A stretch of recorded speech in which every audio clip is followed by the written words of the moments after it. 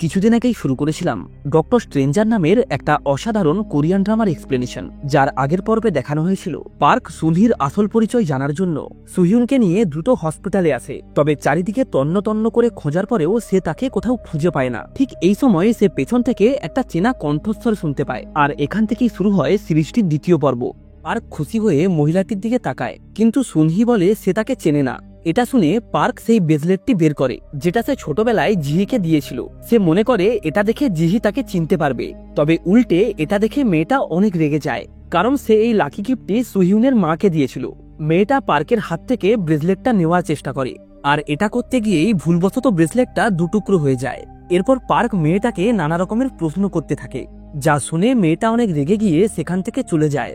তবে পার্ক এটা কোনোভাবে মেনে নিতেই পারছিল না, তাই সেও সুনহির পেছনে যায়। সেখান থেকে এসে সুনহি এক রোগীর চিকিৎসা করছিল, কিন্তু পার্ক সেখানে এসেও তাকে ডিস্টার্ব করায় সুনহি তাকে একটা থাপ্পড় মারে এবং রুগীকে নিয়ে সেখান থেকে চলে যায়, যার কারণে পার্ক অনেক কষ্ট পায়।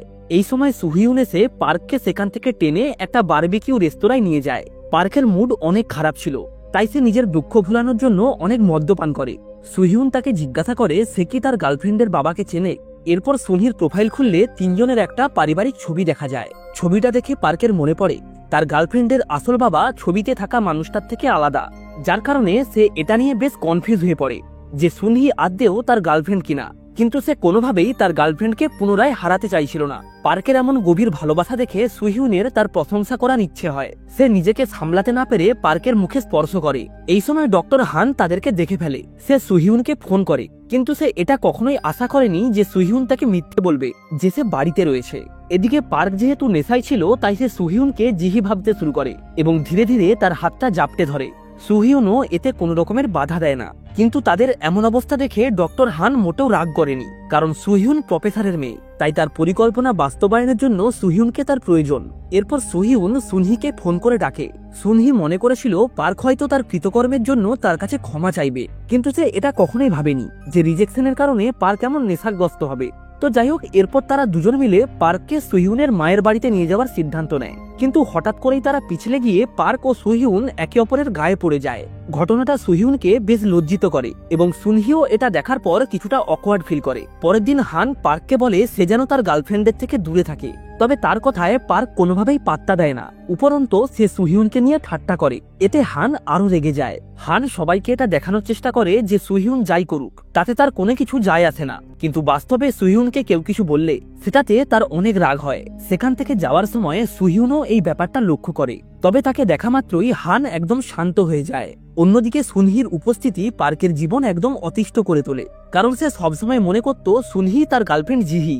ডক্টর মুন পার্ককে জিজ্ঞাসা করে, সুনহি যে তোমার গার্লফ্রেন্ড জিহি সেটা কি চেনার জন্য তোমার কাছে কোনো উপায় আছে, অর্থাৎ তার শরীরের কোনো দাগ কিংবা কোনো বার্থমার্ক? এই সময় পার্কের মনে পড়ে জিহির একবার কিডনি ট্রান্সপ্লান্ট হয়েছিল। পার্কে সাহায্য করার জন্য ডক্টর মুন তার নেটওয়ার্কের সাহায্যে সুনহির মেডিকেল রেকর্ড দেখার চেষ্টা করে, কিন্তু হসপিটালের কঠোর নিয়ম অনুসারে অন্য কারো মেডিকেল রেকর্ড চেক করা দণ্ডনীয় অপরাধ। তবে পার্ক এসবের তোয়াক্কা করে না। সে রিপোর্টটা নিয়ে তার কেবিনে চলে যায়। ডক্টর মুন তাকে থামানোর চেষ্টা করে, কারণ এটা করলে তার মেডিকেল লাইসেন্স ক্যান্সেল হতে পারে, কিন্তু পার্ক এসবের তোয়াক্কা না করে ডক্টর মুনকে ধাক্কা দিয়ে সরিয়ে দেয়। এরপর সে স্ক্রিনের দিকে তাকালে দেখতে পায় সুনহির কিডনি ঠিকই আছে।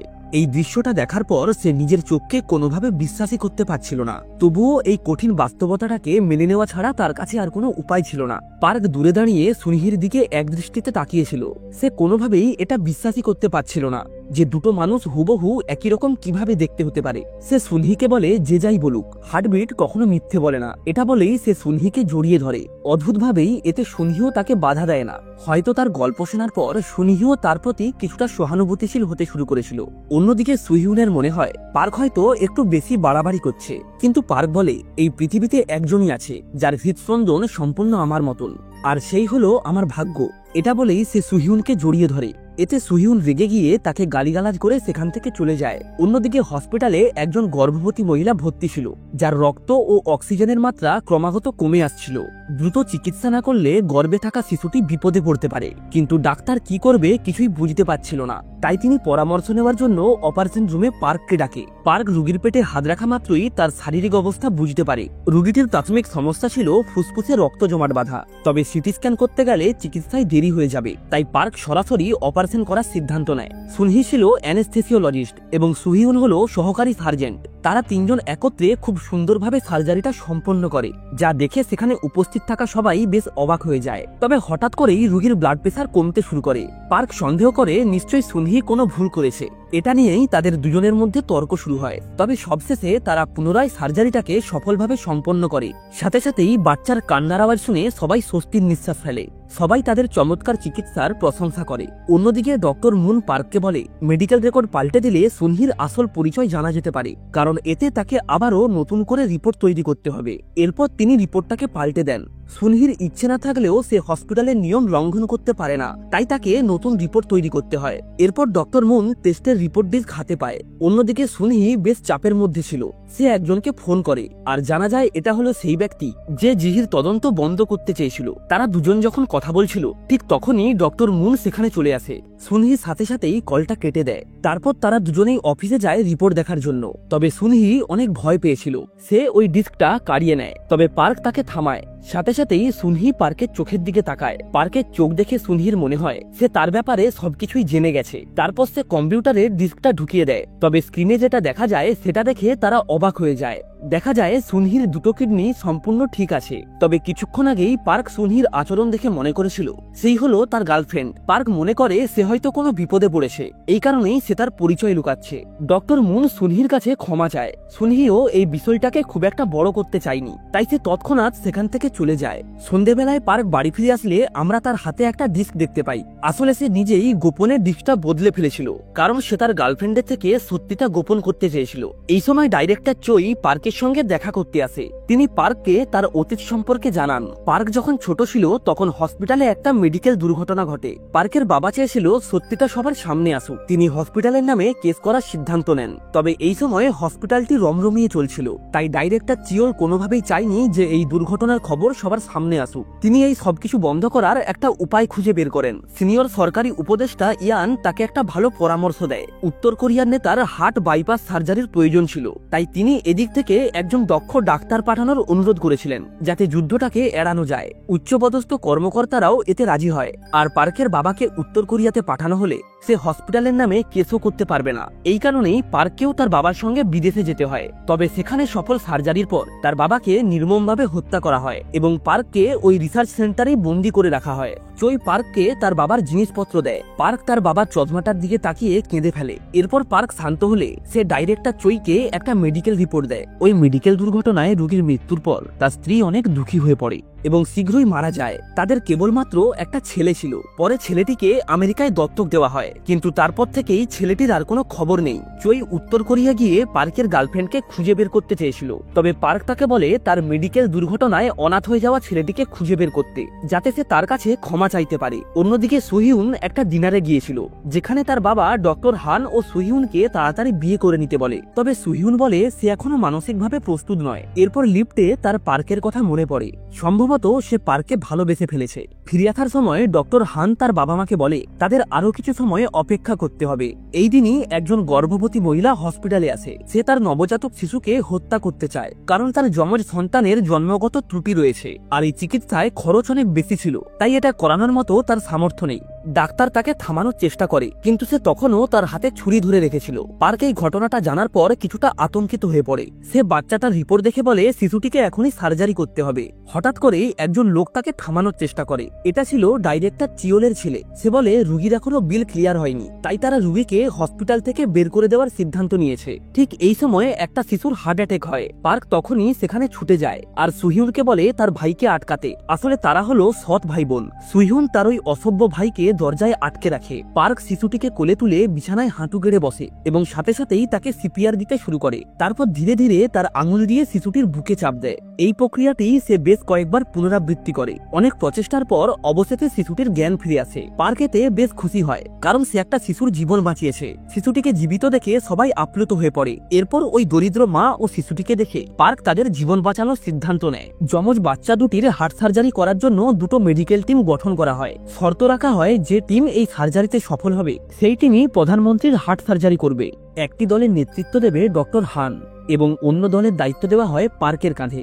সেখানে উপস্থিত সবারই পার্ককে নিয়ে কিছুটা সন্দেহ থাকলেও ডাইরেক্টরের তার দক্ষতা নিয়ে কোনো সন্দেহ ছিল না। খবরটা শোনার পর পার্ক অনেক রেগে যায়, কারণ ওই উচ্চপদস্থ কর্মকর্তা ছিলেন ইয়াংসুক। সে পরোক্ষভাবে তার বাবার মৃত্যুর জন্য দায়ী। সে সরাসরি ডক্টর হানের কাছে যায় এবং নিজের কোটটা খুলে ফেলে।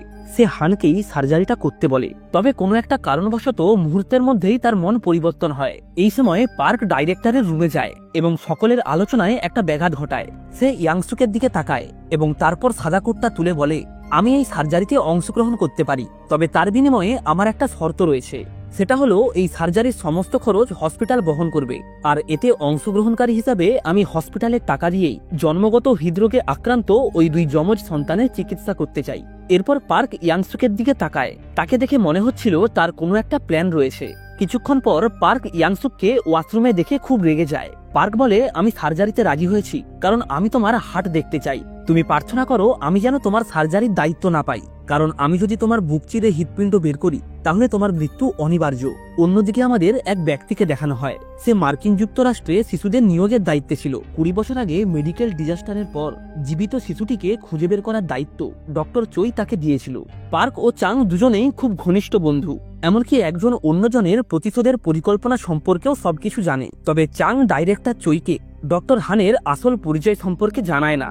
অন্যদিকে পার্ক হুন এই ব্যাপারে আরো ভালোভাবে নিশ্চিত হয় যে সুনহি হলো তার গার্লফ্রেন্ড জিহি, কারণ ইয়াংসুক বলেছিল যদি তুমি হার্ট ঠিক করতে না পারো তাহলে তুমি কখনোই তোমার গার্লফ্রেন্ডকে দেখতে পাবে না। পার্ক বুঝতে পারে জিহি নিশ্চয়ই কোনো সমস্যার মধ্যে রয়েছে, যে কারণেই সে তার আসল পরিচয় লুকাচ্ছে। তবে সে জানে না তার আসল কারণ কি। আসলে সেদিন জলে পড়ার সময় ওই কালো কোট পরা লোকটি জিহিকে বাঁচিয়েছিল। তারপর জোর করে তাকে একটা সংগঠনে ঢোকানো হয় এবং ইয়াংসুকের নির্দেশে বিভিন্ন সিক্রেট মিশনে পাঠানো হতো। এরপর কালো পোশাক পরা লোকটি সুনহির কাছে যায় এবং তাকে পার্কের টিমে যোগ দিয়ে ইয়াংসুকের সার্জারিতে সাহায্য করতে বলে। এদিকে হান তার টিম নিয়ে আলাদাভাবে একটা বৈঠক করে। হানের দলের সদস্যরা সুহিউনের দক্ষতা নিয়ে সন্দেহ প্রকাশ করে। তারা মনে করে সুহিউনের উপস্থিতি সার্জারির গুরুত্বপূর্ণ অংশকে প্রভাবিত করবে, যার কারণে সুহিউন বেশ হতাশ হয়ে পার্কের কাছে যায় এবং তাকে সার্জারি সম্পর্কে জিজ্ঞাসা করে। তবে অদ্ভুতভাবেই পার্ক তার হাত ধরে কিভাবে সার্জারি করতে হয় তা শেখাতে শুরু করে। সুনহি এই ব্যাপারটা লক্ষ্য করে। ঠিক এই সময়ে সেখানে হানও চলে আসে। হান সিহুনকে ডেকে নিয়ে যায়। সুনহি বলে, তুমি কি ভুলে গেছো যে সুহিউন তোমার প্রতিপক্ষের প্রথম সার্জিক্যাল সহকারী ছিল? সুনহির মুখে এমন কথা শুনে পার্ক বেশ হতাশ হয়ে পড়ে। সে এটা বিশ্বাসই করতে পারছিল না যে সুনহি সার্জারিকে প্রাধান্য না দিয়ে হারজিতকে বেশি প্রাধান্য দিচ্ছিল। তবে সুনহিরও নিজস্ব সমস্যা ছিল, তাই সে চাইলেও পার্ককে কিছু বলতে পারে না। হান অনুভব করে সুহিউন তার প্রতিযোগীকে অস্ত্রোপচার সম্পর্কে জিজ্ঞাসা করে তাকে অপমান করেছে, তাই সে সিহুনকে তার দল থেকে বাদ দিয়ে দেয়। এতে সিহুন অনেক কষ্ট পায়, কারণ সে এই সার্জারির জন্য অনেক পরিশ্রম করেছিল। পার্ক এটা জানতে পেরে সিহুনকে অনেক বোঝায়। পার্কের বোঝানোর পর সিহুন তার দলেই সার্জারিতে যোগ দেয়। আর এর সাথেই সিরিজের দ্বিতীয় পর্বটা এখানেই শেষ হয়। ভিডিওটা ভালো লেগে থাকলে অবশ্যই একটা লাইক করে চ্যানেলটাকে সাবস্ক্রাইব করে রাখবেন। তাহলে আজ এই অবধি, দেখা হচ্ছে নেক্সট ভিডিওতে এই সিরিজের তৃতীয় পর্ব নিয়ে।